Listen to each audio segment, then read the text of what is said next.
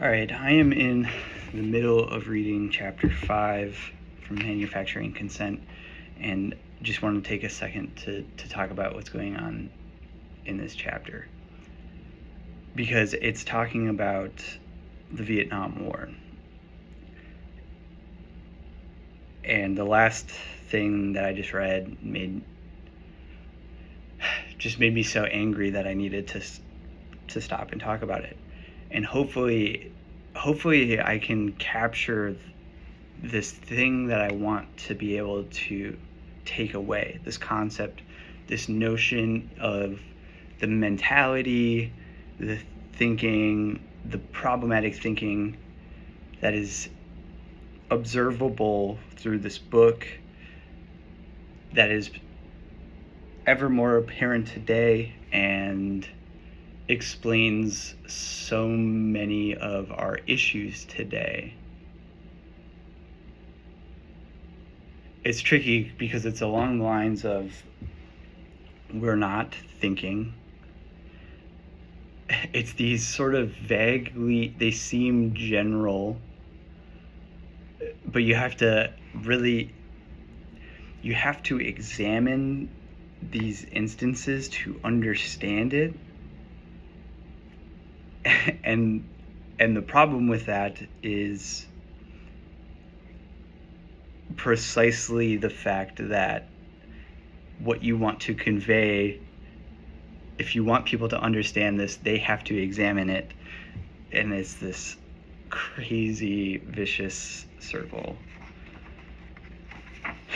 But okay, Vietnam, which is this weird,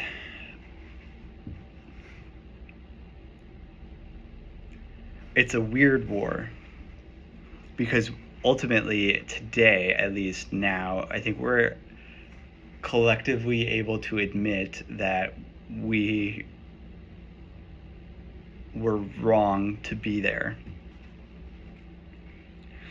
But it goes deeper than that, and it's way more fucked up than I can possibly believe. So it's described as the Indochina Wars, Vietnam.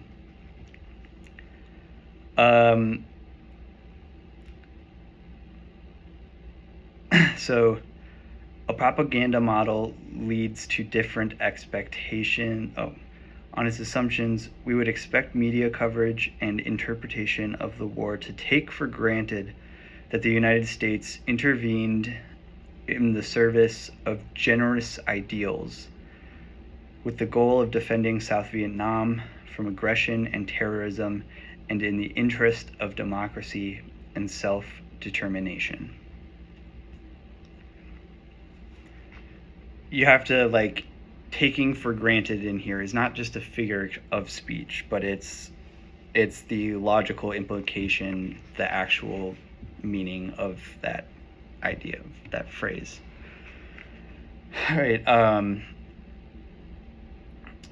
just crazy. For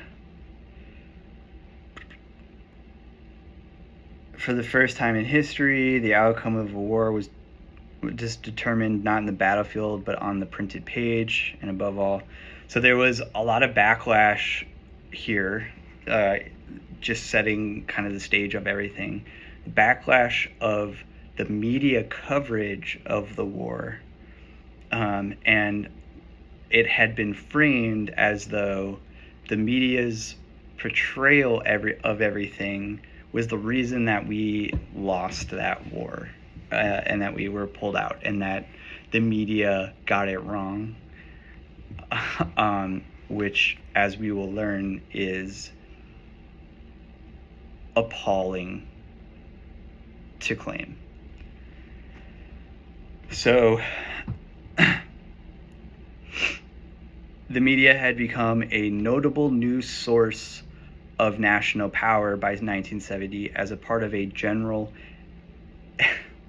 excess of democracy, contributing to, quote, the reduction of governmental authority at home and a resulting decline in the influence of democracy abroad. Broader interests of society and government require that if journalists do not impose standards of professionalism, the alternative could well be regulation by the government, to the end of restoring a balance between government and media. That was quotes from I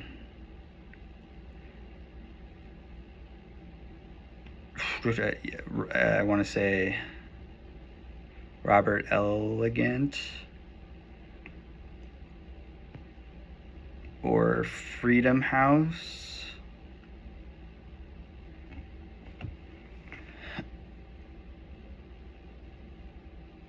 Either way, these were thoughts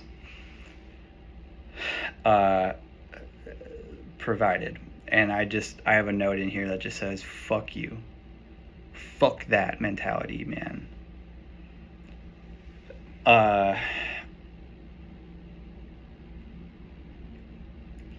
The idea that government authority needs to preside over the standards of journalistic professionalism, that's bullshit. And to suggest that is just so terrible.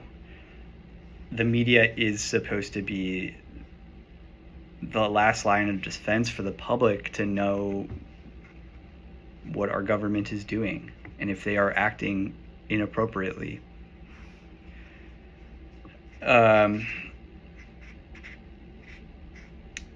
So the first part of this is more focused on sort of the original interpretations and sort of short-term following the post-war interpretations of everything. But once you get into the details, it becomes very clear.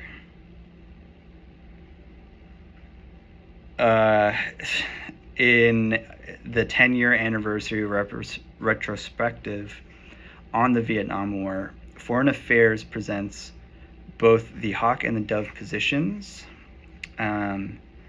David Fromkin and James Chase assert, without argument, that the, quote, the American decision to intervene in Indochina was predicated on the view that the United States has a duty to look beyond its purely national interests, and that pursuant to its global responsibilities, the United States must serve the interests of mankind.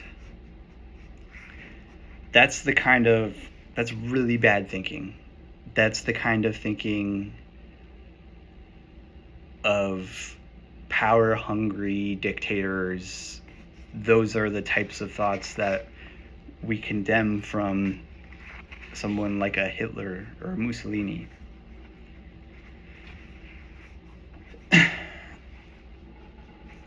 So it's flawed thinking in terms of the ideology of it, even to wage a war, arguably that alone is not a fact, right? That's debatable in itself.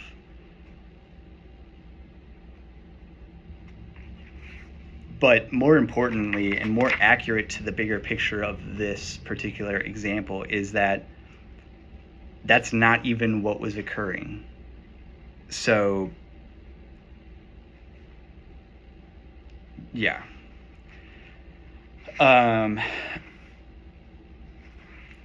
So I'll provide a little bit of the backdrop from what I'm understanding of this.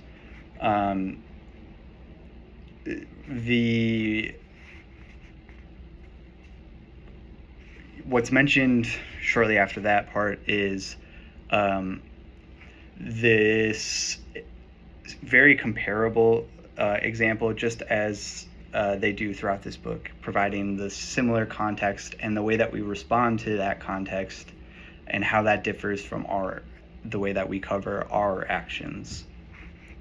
And it was the Soviet Union invasion of Afghanistan, which is almost, it's very similar to what the framework for that invasion, it was similar to the framework for what we were doing. And so what they're able to do then is to showcase how that was portrayed versus what we were doing. And it's basically the same time period too. It's like the 80s, the 70s, 80s, right? So in the case here, there was the Geneva Convention and the Geneva Agreement established that a larger power or another country couldn't enter into a country unless it was invited. It couldn't come to support unless it was invited. And so there needed to be a major party in the country that invites the U.S. support to defend to fight in favor of democracy, essentially. So there needs to be a major party with a huge popular support in the name of democracy in order for any UN country, but for sure the United States, to get involved with. And in the case of Vietnam, it was framed to the American public originally that we had that populist support, that there was 50% a major party wanting the U.S. involved. That wasn't the case. And so until there is, the U.S. there can't be a military presence there. It needs to happen all from a political perspective until the U.S. is officially invited based on the standards set by Geneva. And so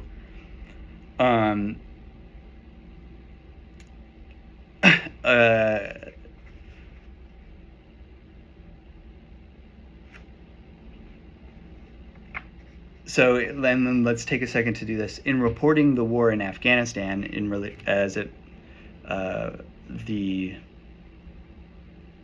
the Soviet Union invasion of Afghanistan, it is considered essential and proper to observe it from the standpoint of the victims.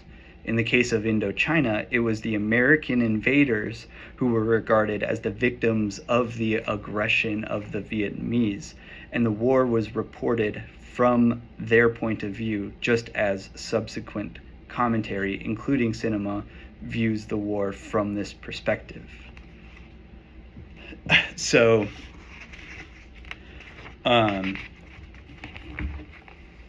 what ultimately comes out later is that the standards of Geneva were completely ignored by the U.S. And it became very clear that the U.S. was puppeteering things in order to get that invite so that they could take over and establish a government or establish a party that would act in the way that the U.S. wants it to act. But here's the tricky part. It was teed up as North Vietnam versus South Vietnam, and that North Vietnam was the communist, was a communist party oppressing South Vietnam, and that we were to step in on behalf of South Vietnam to fight against North Vietnam. The kicker is a majority of the support of this northern party, the communist sort of agenda that as it was presented, was the agricultural South Vietnam farmers, because the policies of that movement were breaking up the consolidation of power in northern Vietnam and returning it to local authority and providing more like maybe what we would see as state powers, landlords being able to have more authority over their regions. And there was actually more economic, it meant more economic prosperity for these rural and agricultural communities in South Vietnam. And so the US was finding it hard, almost impossible to provide an influence from a political perspective, because the support for the US motive just wasn't there. It was completely fabricated. And so attempts to do it politically were totally unsuccessful. And so that's when the US did just some of the worst war crimes, breaking of Geneva Convention, all of these unimaginable things we are guilty of. The types of things that if the Soviets are doing, it's a we have zero tolerance for type of thing. So we eviscerated South Vietnam, bombed it, napalm, atrocious, men, women, children, civilians, complete disregard for any humane war practices. And it was all in the name of eliminating that southern Vietnam support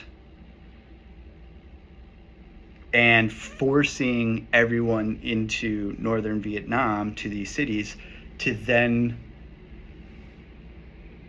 force this situation to take away basically the advantage that this like right-leaning regime had. So, in other words, the situation here was more of a 50-50 political divide on a new movement in Vietnam. The US was opposed to it and decided to intervene in this way. When they didn't get their way politically, they took to violence. So these facts notwithstanding, it is common practice to denounce the UN and world opinion for its double standard in condemning the US intervention in defense of South Vietnam, while ignoring the Soviet invasion of Afghanistan, regularly described as genocidal, a term never used in the mainstream media with regard to the United States in Indochina. Genocidal.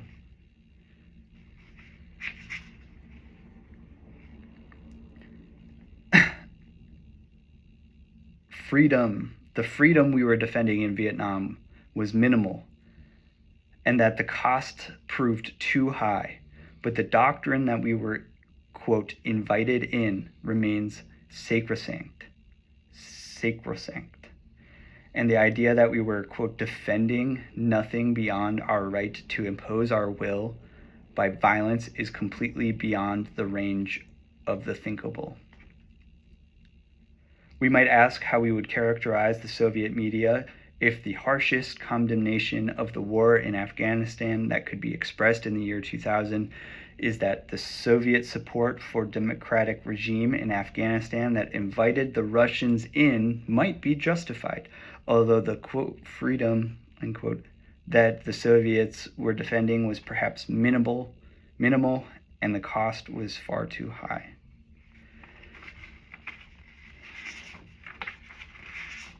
It's just like it's beyond understanding. And so by the war's end, the death toll in Indochina may have reached 4 million or more, and the land and societies were utterly devastated. Subsequent U.S. policy has sought to prevent any recovery from this cataclysm by refusing reparations, aid, and trade, and blocking assistance from other sources. Although not all aid, U.S. aid to the Khmer Rouge in the 1980s appears to have run into many millions. The United States attacked South Vietnam, arguably by 1962 and unquestionably by 1965, expanding its aggression to all of Indochina with lethal and long-term effects. Media coverage or other commentary on these events does not begin by recognizing these essential facts is mere apologetics for terrorism and murderous aggression. The United States was defending South Vietnam in the same sense in which the Soviet Union is defending Afghanistan.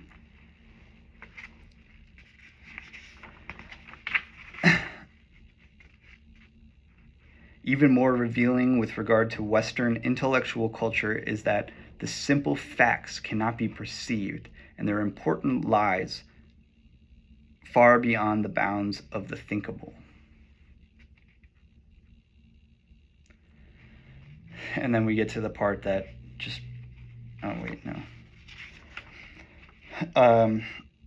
The press ensured that the reading public would view the war as a struggle between communism and the free world.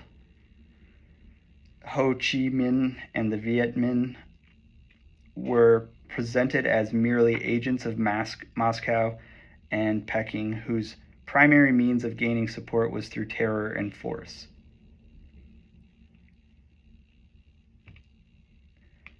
The state doctrine was never challenged by editors or columnists.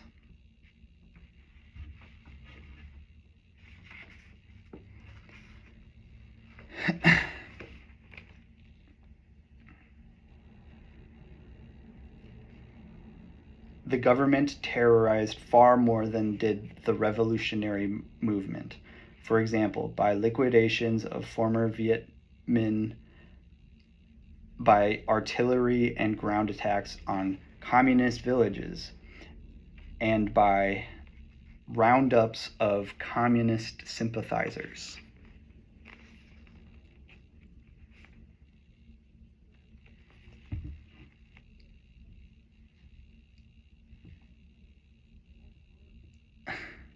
So here's the part. The fundamental source of strength for the revolutionary movement was the appeal of its constructive programs. For example, the land reform program, which achieved a far better distribution of land than did the government program, and without the killing and terror which is associated in the minds of Western readers with communist practices in land reform. On the contrary, the principal violence was brought about not by the party, but by the government in its attempts to reinstall the landlords.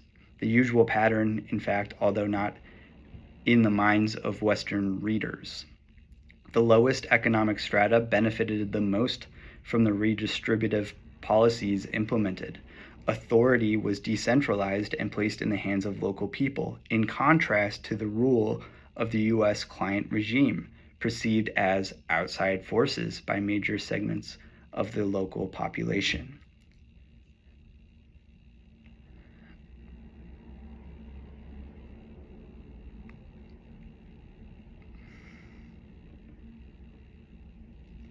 So, and What attracted people to the revolutionary movement was that it represented a new society in which there would be an individual redistribution of values, including power and status, as well as material possessions. The NLF had become dominant in the early 1960s, while the government apparatus and its armed forces dissolved without violent conflict, undermined by the NLF organizing and propaganda.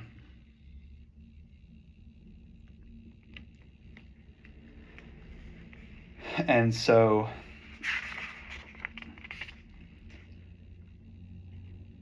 while the print media did on occasion reflect the perceptions and opinions of American military officers in the field, arousing much irate condemnation thereby for anti-Americanism and negative reporting, television was more obedient. Until the expansion of the war in 1965 began to provoke some concern, the NLF and DRV were, quote, treated almost exclusively as an arm of international communism. So again,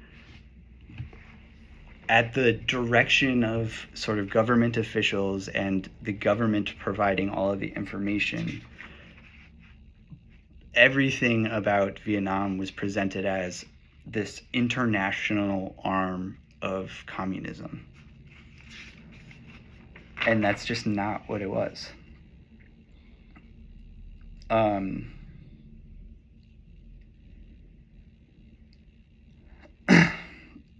They presented things like, so again, coming back to this idea of in Afghanistan, it was crucial to present the war through the lens of the victims, but in here, it's not the case. So showing U.S. bombings, right, like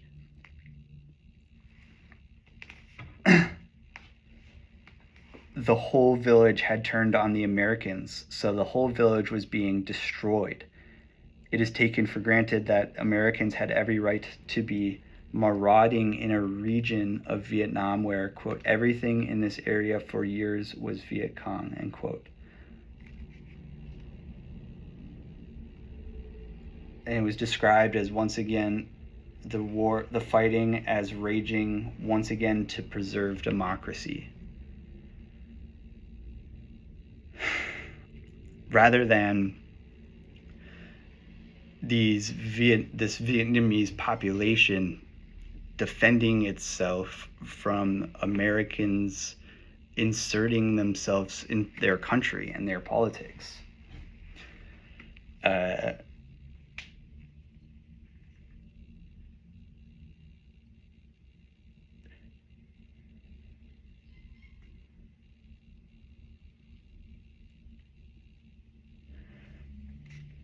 Okay, summarizing, from the late 1940s, the United States supported the French War of Conquest, overturned the political settlement arrangement at Geneva in 1954, established a terrorist client regime in the southern section of the country divided by foreign, i.e. U.S. force, moved on to open aggression against South Vietnam by 1962, and worked desperately to prevent the political settlement sought by Vietnamese on all sides, and then invaded outright in 1965, initiating an air and ground war that devastated Indochina. Throughout this period, the media presented the U.S. intervention entirely within the framework predicted by a propaganda model.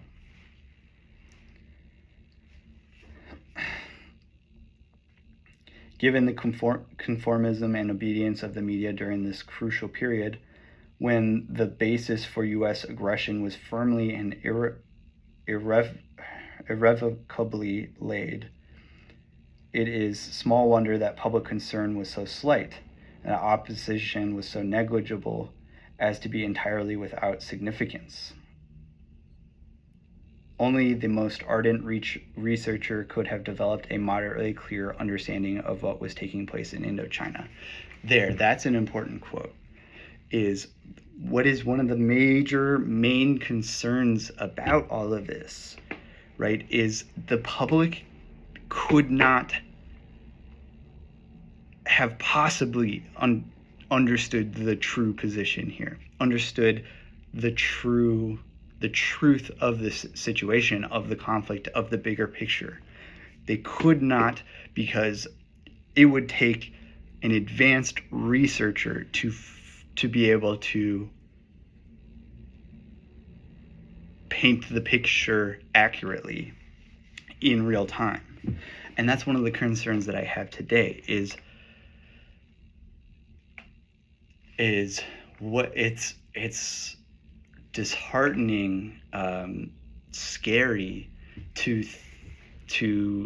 think about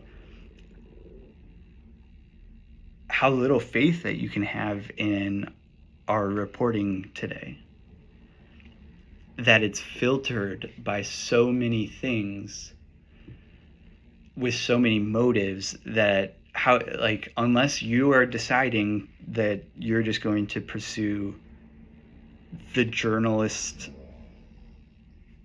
unless you yourself become a journalist and do the work, you're not going to be fed truthful, objective information.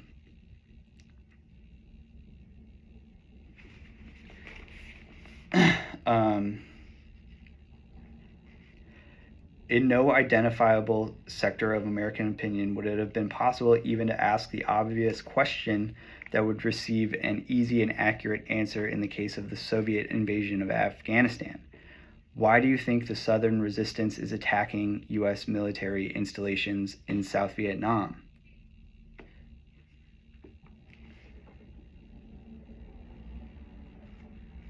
In this dismal record, we see very clearly the consequences of mindless media obedience in a state with enormous resources of violence.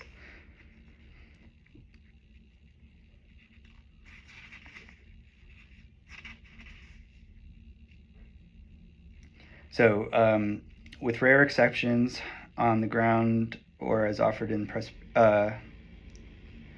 they gave an account of the war as perceived by the U.S. military on the ground or as offered in press briefings. In the home offices, Washington's version prevailed until elite divisions within the United States expanded the range of tactical debate.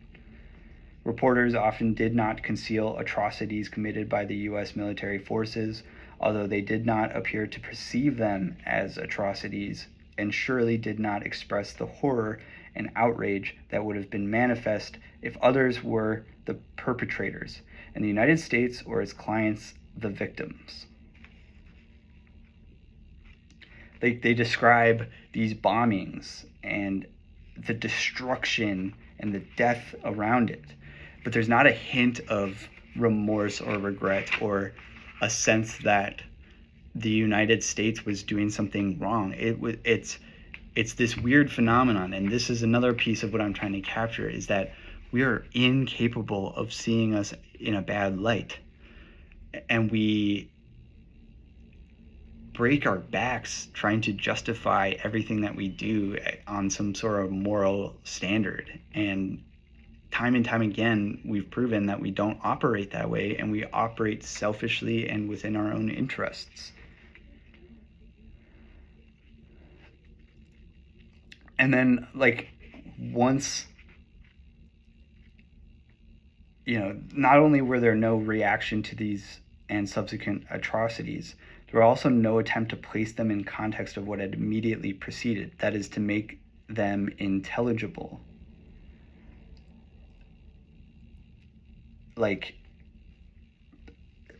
Indeed, there was little awareness of the background because the media were so closely wedded to U.S. government goals and perceptions that they never sought to learn the facts.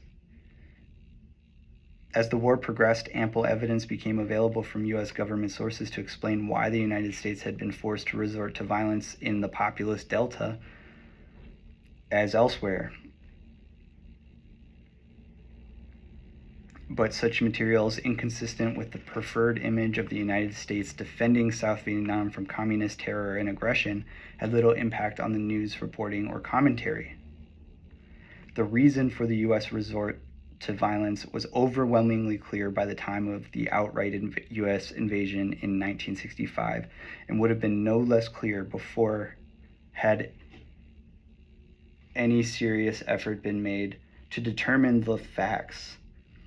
As noted above, the United States was compelled by the political and social successes of the Southern Viet Minh, NLF, quote, Viet Cong, to shift the struggle away from the political arena where it was weak to the arena of violence where it was strong. A typical response to a classic dilemma. The U.S. media continued to report on the subsequent atrocities, but from the standpoint of the aggressors. One had to turn to the foreign press to find reports from zones held by the South Vietnamese enemy. For example, those of the pro-Western correspondent Katsuichi Handa, who reported in the Japanese press in the fall of 1967, describing the attacks against undefended villages by gunboats in the Mekong River and helicopter gunships, firing away at random at farmhouses, using the farmers for targets as if in a hunting mood. They are hunting Asians. This whimsical firing would explain the reason why the surgical wards in every hospital in the towns of Mekong Delta were full of wounded. The media continued to observe and discuss atrocities blandly, not considering them as controversial or as raising any moral issue. In fact, not regarding them as atrocities at all, although we detect no such reserve with regard to the violence of official enemies.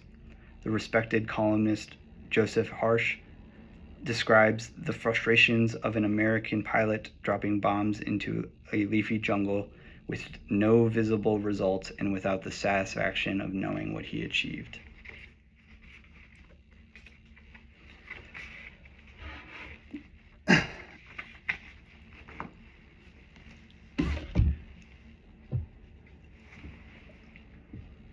So, and that's where I've left off.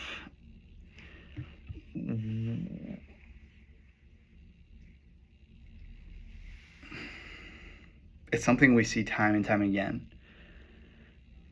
Even when we're in the middle and we can see the bad, the destruction that we are creating, we somehow collectively just assume that we're doing it for the right reason.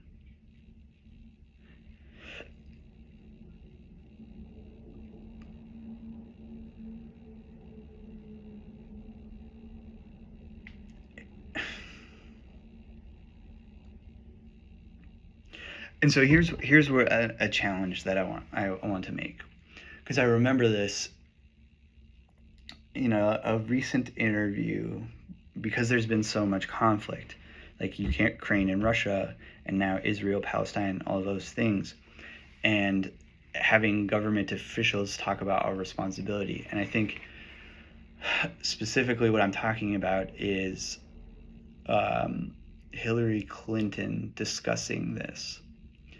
And they always come from this perspective of what it's like being in the war room, and we are, it's complicated. Oh, you wouldn't understand, whatever. But the follow-ups that need to be asked from our media here is, all right, you're making these claims. What proof do you have? Because in 1961, you made identical claims that in order to support an ally and preserve democracy for those who need it throughout the world, that we needed to be involved in Vietnam. And that we positioned ourselves in support of this, and then turned around and bombed and decimated the region that we claimed to be there to support. So as a public, in order to be informed and in order to ensure that we are not allowing you to make these mistakes again, you need to provide us more clarity on what exactly it is that's going on and why we are there. It is not it's not a matter of national security for you to, that's not a way to evade the responsibility of communicating the issues that we are fighting.